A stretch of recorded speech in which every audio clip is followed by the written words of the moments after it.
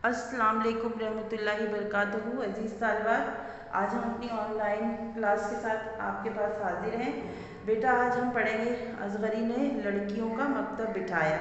ठीक है, और ये सबक जो है आप बोर्ड में देखिएगा, इसमें लिखा हुआ है कि असगरी ने लड़कियों का मकतब बिठाया। इसके मुसन्निफ जो है वो डिप्टी नज़ीर अहमद देहलवी हैं और माखिस मरातिल उरूस यानी ये इनकी नावल मरातिल उरूस से लिया गया है, और जिन्हें डिप्टी नज़ीर अहमद को उर्दू का पहला नावल निगार भी कहा जाता है। उसके अलावा मैं अभी आपको पढ़कर बताऊंगी कि मुसन्निफ का तारुफ क्या है, मुसन्निफ के बारे में मुकम्मल तौर पे बताऊंगी। उसके बाद फिर इस सबक के अल्फाज मायने बताऊंगी आपको, और फिर मरकज़ी ख़याल भी बताऊंगी। ठीक है, असगरी ने लड़कियों का मकतब बिठाया। ये डिप्टी नज़ीर अहमद के नावल मरातिल उरूस से लिया गया है, और ये नावल से कहानी बनाकर आपकी किताब में दिया गया है। यानी ये सबक तो है लड़कियों का, असगरी ने लड़कियों का मकतब बिठाया, ये सबक है। लेकिन जब हम इसको नसर के सन्फ में देखेंगे, नसर के किस्म में देखेंगे, तो ये नावल नहीं होगा। क्यों? क्योंकि नावल से इसको क्या बना दिया गया है, कहानी बनाकर आपकी किताब में दिया गया है। ठीक है, तो ये MCQs में आ सकता है कि असगरी ने लड़कियों का मकतब बिठाया, असनाफ नसर की कौन सी किस्म है, तो आप उसमें नावल भी होगा, तो ऑप्शन में तो आप किस में लगाएंगे, कहानी पर लगाएंगे। ठीक है, डिप्टी नज़ीर अहमद ने उर्दू का पहला नावल निगार कहलाने का शर्फ हासिल किया है। क्यों उनको ये मिला? इससे पहले एक और मुसन्निफ थे जिन्होंने तुर्की की कहानियों को नावल की सूरत में पेश किया, लेकिन वो इतना नहीं पढ़ा गया जितना कि मरातिल उरूस पढ़ा गया। जब डिप्टी नज़ीर अहमद ने मरातिल उरूस लिखा तो वो लोगों ने पढ़ा, क्योंकि मरातिल उरूस जो है वो लड़कियों की तालीम के लिए है। डिप्टी नज़ीर अहमद ने ये किताब अपनी बेटियों की तालीम के लिए बनाई थी, लिखी थी। इसमें जो कहानियाँ रखी उन्होंने और जो सबक दिया कहानियों के ज़रिए, वो दरअसल तरबियत का एक हिस्सा है कि कोई भी लड़की जब इसको पढ़ती है या माँ बच्ची को पढ़कर सुनाती है तो उससे दर्स और तरबियत हासिल होता है। इसमें दो बहनों की कहानी बताई गई है। एक बहन जो होती है वो फुअड़ होती है, और एक बहन जो होती है वो सुगड़ होती है। फुअड़ बहन जो होती है वो कैसे अपने घर को अपनी ख़राब तरबियत की वजह से बिगाड़ देती है, और सुगड़ लड़की असगरी जो होती है वो कैसे अपनी तालीम के बदौलत, अपने अच्छे हुनर के बदौलत कैसे वो अपने ससुराल को संवार देती है। ठीक है, तो ये है इस कहानी का मकसद। और कहानी का मरकज़ी ख़याल देखिए, बोर्ड में मैंने आपको लिख कर दिया हुआ है कि इस कहानी का मकसद क्या है। देखिए, ये है तो पूरा नावल, लेकिन हम नावल तो नहीं पढ़ रहे हैं ना, हम तो एक हिस्सा पढ़ रहे हैं, कुछ मुख्तसर सा हिस्सा पढ़ रहे हैं, जिसमें हम असगरी की कहानी को पढ़ेंगे कि असगरी ने क्या काम किया। असगरी की पूरी कहानी भी नहीं पढ़ रहे हैं, असगरी के ने जो मकतब बिठाया लड़कियों की तालीम और तरबियत के लिए। अब सबक के देखिए मौजू की तरफ आते हैं। सबक का मौजू क्या है? असगरी ने लड़कियों का मकतब बिठाया।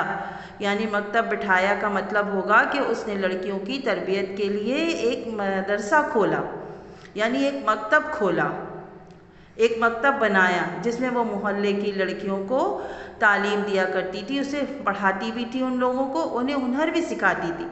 हुनर क्यों सिखाती थी? इसलिए सिखाती थी कि वो जब अपनी ज़िंदगी शुरू करें और अपने घर की जब उनकी ऐसी तरबियत करती थी कि वो अब ससुराल अगर जाएं तो वहाँ उनको किसी किस्म की कोई परेशानी ना हो, और वो अपनी ज़िंदगी को बेहतर तरीक़े से गुजार सकें, दीनी दुनियावी दोनों तरबियत वो इस तरह करती थी। ठीक है, जैसे मरकज़ी ख़याल, अब कोई भी सबक हम पढ़ते हैं, मैं आपको बार बार बताती हूँ कि उस सबक का कोई ना कोई मकसद होता है। जैसे इस सबक का मकसद क्या है? इस सबक का मकसद मैंने आपको बताया कि नावल का मकसद था कि औरतों की इस्लाह की जाए, औरतों की तरबियत की जाए, और डिप्टी नज़ीर अहमद ने औरतों की तरबियत के लिए ये नावल लिखी, जो कि पूरे माशरे की बेटियों की तरबियत के लिए एक किताब बन गई। ठीक है, नावल की सूरत में किताब बन गई। अब इसके جو نصاب میں شامل ہوتی ہیں چیزیں سبق کے طور پر چھوٹے چھوٹے حصے اس کے دیے جاتے ہیں تاکہ پڑھا جائے، تاکہ جو اسٹوڈنٹ ہے، جو طالبات ہیں، وہ ان کہانیوں سے اپنی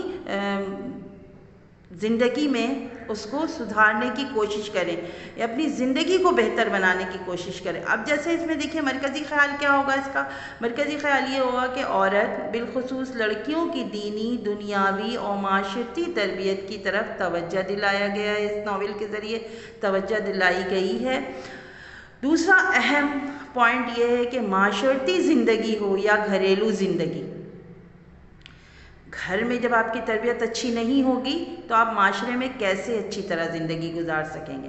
تو گھریلو زندگی ہو یا معاشرتی زندگی ہو، تعلیم و تربیت کے بغیر بہتر اور صحیح خطوط پر، صحیح راستے پر ہم زندگی کے مختلف پہلوؤں کو نہیں گزار سکتے۔ ٹھیک ہے، تو یہ ہو گیا اس سبق کا مرکزی خیال۔ اب میں پڑھتی ہوں مصنف کے بارے میں کہ مصنف، میں نے صرف آپ کو یہ بتایا کہ مصنف جو تھے وہ کہاں، ان کو کیا کہا گیا ہے، اردو کا پہلا ناول نگار۔ ٹھیک ہے، اب مصنف کے بارے میں جو تعارف ہے وہ آپ کو دیا گیا ہے 49 صفحہ نمبر 49 پہ، اور شمس العلماء خان بہادر مولانا نذیر احمد ضلع بجنور ہندوستان میں پیدا ہوئے۔ بیٹا یہ میں اس لیے پڑھ رہی ہوں کہ اس کو آپ بھی پڑھیے گا۔ کیوں؟ اس لیے کہ اس سے امتحان میں آپ کے MCQs یعنی معروضی جو سوالات ہیں نا وہ آئیں گے۔ یہ بہت ضروری ہے اور امپورٹنٹ ہے، اہم ہے۔ ابتدائی تعلیم اپنے گاؤں میں حاصل کی، بعد میں تعلیم کا شوق انہیں دلی لے آیا۔ یہاں مولوی عبدالخالق کے حلقہ درس میں داخل ہوئے۔ دلی کالج سے ادب، عربی، فلسفہ اور ریاضی کی تعلیم حاصل کی۔ انگریزی ذاتی محنت اور کوشش سے پڑھی۔ ملازمت کا آغاز ضلع گجرات پنجاب سے مدرس کی حیثیت سے کیا۔ ٹھیک ہے، بعد میں ترقی کر کے انسپیکٹر مدارس ہو گئے۔ پہلے تو پرنسپل تھے، ہیڈ ماسٹر تھے، اس کے بعد وہ تمام مدارس کے انسپیکٹر ہو گئے۔ وہ وہاں پہ سروے کے لیے جاتے تھے، دیکھنے کے لیے جاتے تھے۔ پھر تحصیلدار اور بعد ازاں افسر بندوبست ہوئے۔ اس کے بعد ریاست حیدرآباد چلے گئے۔ ریٹائرڈ ہونے کے بعد دہلی میں آ کر باقی زندگی تصنیف و تالیف میں بسر کی، یعنی کتابیں لکھنے میں اور لکھوانے میں۔ نذیر احمد کو اردو کا پہلا ناول نگار کہا جاتا ہے۔ ڈپٹی نذیر احمد نے 7 ناول لکھے، جن میں میرات العروس، توبۃ النسو، ابن الوقت، بنیات العیش خاص طور پر قابل ذکر ہے۔ اچھا، ان کے تعارف میں ایک بات یہ نہیں لکھی گئی ہے، میں آپ کو بتا رہی ہوں کہ ڈپٹی نذیر احمد جو ہے نا وہ محاورے بہت استعمال کرتے تھے۔ مختلف نقادوں کی جو آرا ہے، جو لوگ ان کی کہانی کو پڑھتے ہیں، جو اور دوسرے مصنف ہیں جو تنقیدی نقطہ نگاہ سے پڑھتے ہیں، اور پڑھنے کے بعد یہ فیصلہ صادر کرتے ہیں کہ ڈپٹی نذیر احمد اس قدر محاورے استعمال کرتے ہیں کہ ایسا لگتا ہے کہ وہ محاوروں کے روڑے اٹکاتے ہیں راستے میں۔ روڑے کس کو کہتے ہیں؟ پتھر کو۔ پتھر راستے میں آپ کے قدم میں چلنے میں آتا ہے تو ٹھیس لگتی ہے، رکاوٹیں آتی ہیں، تو ایسا لگتا ہے ایک اچھی تحریر جو ہے نا ڈپٹی نذیر احمد کی، وہ ان محاوروں کی وجہ سے ختم ہو رہی ہے، ان محاوروں کی وجہ سے ختم ہو رہی ہے۔ ٹھیک ہے، تو یہاں تک تو بیٹا ہم نے آپ کو بتا دیا کہ یہ کہانی کا مرکزی خیال کیا ہے۔ اس کے بعد پھر اب میں آ جاتی ہوں الفاظ معنی کی طرف۔ دیکھیے الفاظ معنی بہت سارے اس میں محاورے بھی ہیں، لیکن جو کچھ مشکل ہیں وہ میں نے لکھ دیے ہیں۔ باقی آپ صفحہ کے جہاں آپ کو فرہنگ دیا گیا ہے کتاب کے آخر میں، وہاں پہ آپ کو یہ تمام الفاظ معنی مل جائیں گے۔ املاک ملکیت، افتاد بنیاد دکھ، استانی گیری استانی بننا، افسر بندوبست مینیجر کو کہتے ہیں، بگھی ایک خاص قسم کا گھوڑا، داروغہ نگراں، سوزنی بیل بوٹے والا کپڑا، منہ ہونا حیثیت، ششتہ تقریر صاف گفتگو اچھی گفتگو، لیڑ لیڑ کرنا ٹکڑے ٹکڑے کرنا، میکا ماں کا گھرانہ، مقدور بھر طاقت بھر، مختار کل مالک کو کہتے ہیں۔ ٹھیک ہے، اب میں کہانی بھی پڑھ دیتی ہوں. کہانی پڑھنے کے بعد یہ ہوگا کہ میں نے آپ کو بتا تو دیا کہ مرکزی خیال کیا ہے اس سبق کا. کہانی بھی پڑھ لیتی ہوں. کہانی پڑھنے کے بعد آپ کو مکمل طور پہ پتہ چل جائے گا. کہانی بہت آسان ہے, آپ پڑھیے گا خود سے, اور الفاظ معنی میں اگر کوئی دشواری ہو تو آپ وہاں سے دیکھ لیجیے گا پیچھے سے جو آپ کی کتاب میں دیا گیا ہے, معنی کتاب کے آخر میں. ٹھیک ہے. اب جیسے آپ کو بتا دیا کہ کہانی میں اصغری کا کردار جو ہے وہ اہم ہے اور سب سے زیادہ اہمیت کا حامل ہے, مرکزی کردار ہے.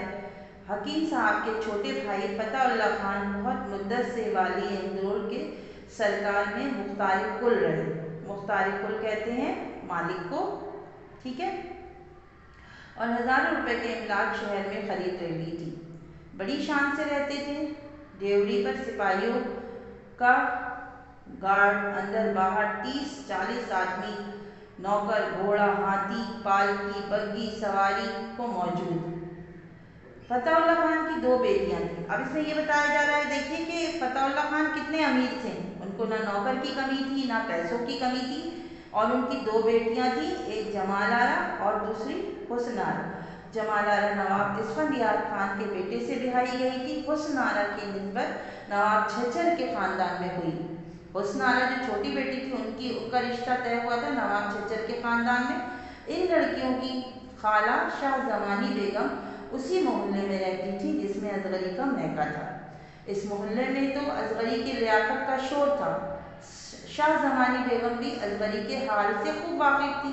شاہ زمانی بیگم اپنی چھوٹی بہن حسن آرا کی ماں سے ملنے کے لیے آئی. دنیا کا دستور ہے کہ کوئی فرد بشر رنج سے خالی نہیں. اب آپ کو بتایا کہ 2 بیٹیاں تھیں, دونوں بد اخلاق تھیں.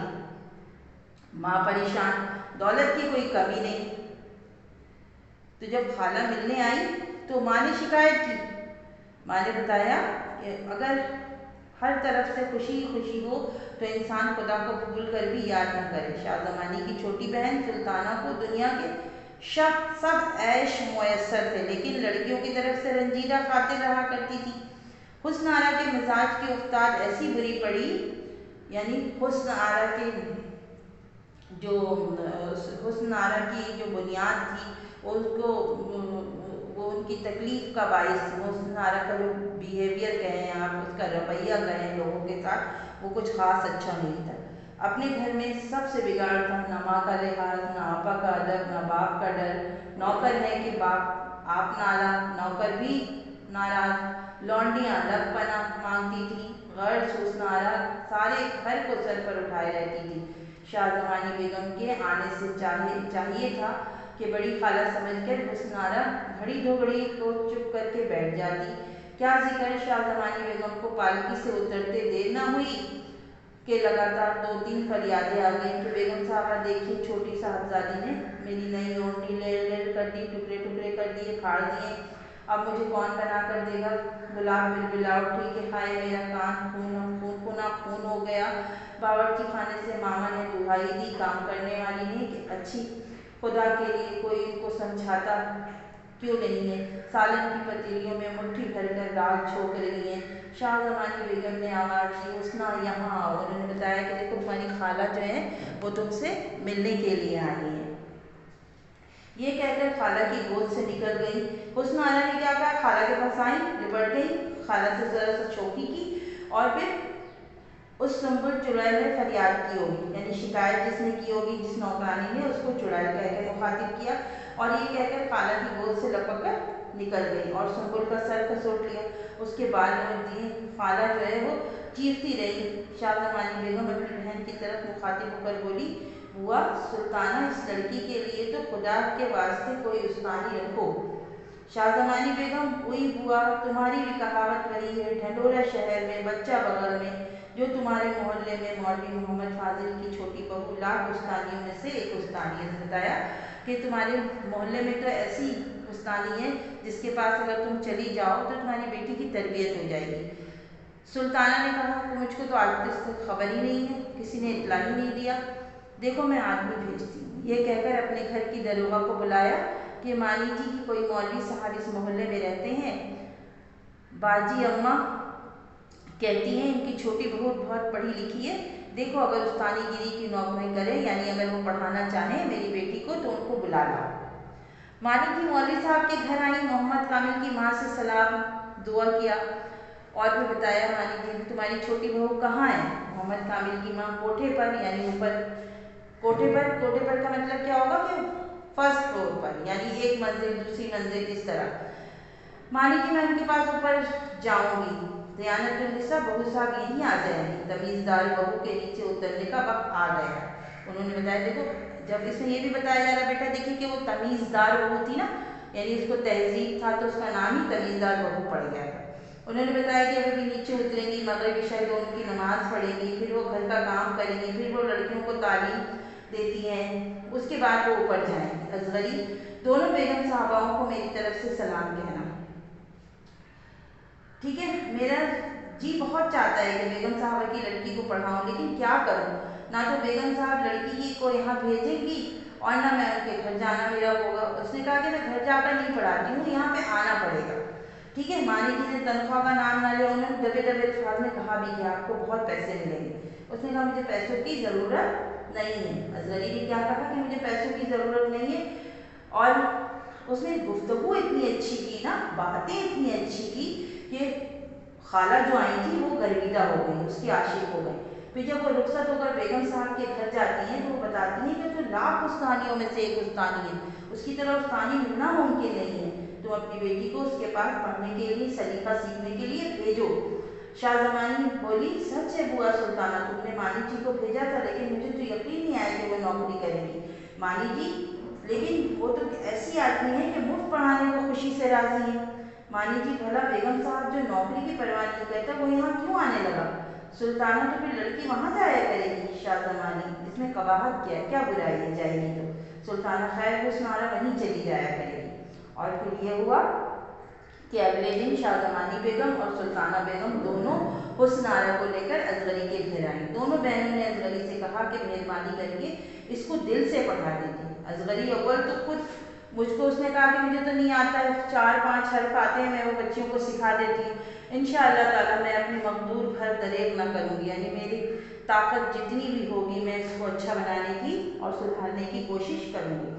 सुल्ताना अस्तगफिरुल्लाह, पढ़वाई देने का हमारा क्या मुँह है, बिस्मिल्लाह की मिठाई है, मिठाई लेकर आई थी। ठीक है, फिर असगरी ने उस मिठाई को तबरुक के तौर पर सबको बांट दिया जो बच्चे उसके पास बच्चियाँ भरने आती थी, और फिर ये कह के दयानत की तरफ इशारा किया कि वो एक काप भर नुक्तियाँ लाई, और असगरी ने खुद फातिया पढ़कर पहले हुस्नारा को दी और फिर काप दयानत को दी कि सब बच्चों को बांट दो। जो बच्चे पढ़ने आते थे, मोहल्ले के बच्चे, गैर दुनिया साजी की बातें हों, और शाहजमानी हुई और शाहजमानी बेगम चली गई, यानी वो मुतमईन हो गई कि अब हुस्नारा जो है वो उनकी बेटी, हुस्नारा जो है वो मुतमईन हो गई कि असगरी के हवाले मैंने अपनी बेटी को कर दिया, मेरी बेटी जो है वो सुधर जाएगी। और वाकई ऐसा होता है। कहानी का आगे का हिस्सा तो इसमें नहीं दिया हुआ है, लेकिन बेटा कहानी यहीं ख़त्म हो जाती है। कहानी का मकसद मैंने आपको बता दिया है कि औरत बिलखुसूस लड़कियों की दीनी, दुनियावी, माशरती तरबियत की तरफ तवज्जो दिलाया गया है कि एक लड़की जब तालीम हासिल कर लेती है घरेलू, तो वो माशरे में उन तालीम और तरबियत के साथ ज़िंदगी को बेहतर तरीके से गुजारने के काबिल हो जाती है। अब इस यहाँ पे ये सबक ख़त्म हो जाता है। इसके तमाम मश्की सवालात, जुमलों की वजाहत वो हम आपको PDF की सूरत में भेज देंगे। इस सबक को पढ़िएगा, इसके अल्फाज मायने याद कीजिएगा, इसके मुहावरों के जुमले बनाने होंगे। आपको समझ में आ रही है बात? ये बहुत इम्पॉर्टेंट सबक है और इससे मरकज़ी ख़याल आपके इम्तहान में आता है। मरकज़ी ख़याल के साथ साथ बेटा इसके सवाल जवाब भी आते हैं और इसके जुमलों की वजाहतें भी आती हैं। जुमलों की वजाहतें मैंने आपको बताया है करना कैसे होता है। जब आप इंशाअल्लाह ताला दोबारा हमारी क्लासेस जब शुरू होंगी तो फिर हम उसमें आपसे दोबारा से ये सब पूछेंगे, थोड़ा थोड़ा सा रिवाइज़ करवाएंगे और ये देखेंगे कि आपने आया कैसे काम किया है। काम आपको बहुत साफ़ सुथरा रजिस्टर में अच्छे से करना है ताकि हमें चेक करने में कोई परेशानी और दुश्वारी नहीं हो। ठीक है, यहाँ हमारा ये सबक ख़त्म हो जाता है। इसकी PDF की सूरत में आपको इसका होमवर्क मिल जाएगा, वो आपको करना होगा। फिर हम दूसरी क्लास में इंशाअल्लाह ताला आपके पास हाजिर होंगे और इंशाअल्लाह ताला अब मैं आपको गज़ल पढ़ाऊँगी। मैंने सिर्फ कहा था इससे पहले वाली क्लास में कि मैं आपको गज़ल पढ़ाऊँगी, लेकिन ये एक सबक है इसी से माह के सिलेबस में है, तो मैंने कहा चलो पहले ये पढ़ा देते हैं, उसके बाद फिर हम गज़ल की तरफ आएंगे। ठीक है, अल्लाह हाफ़िज़।